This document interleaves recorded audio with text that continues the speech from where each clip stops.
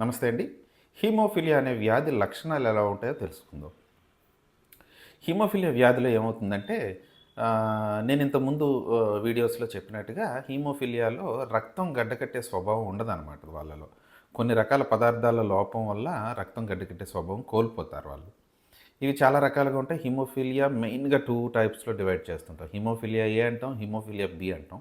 Factor 8 deficiency ఉంటే haemophilia ఏ అంటాం. Factor 9 deficiency ఉంటే హీమోఫిలియా బి అంటాం.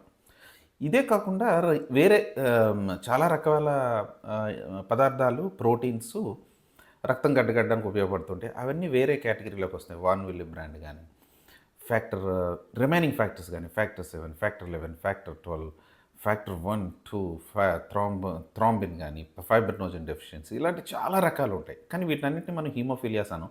ఈ 2 రకాలు మాత్రమే హీమోఫిలియా అంటాం. మిగతావి కూడా హీమోఫిలియా లాగే బిహేవ్ చేస్తూ ఉంటాయన్నమాట.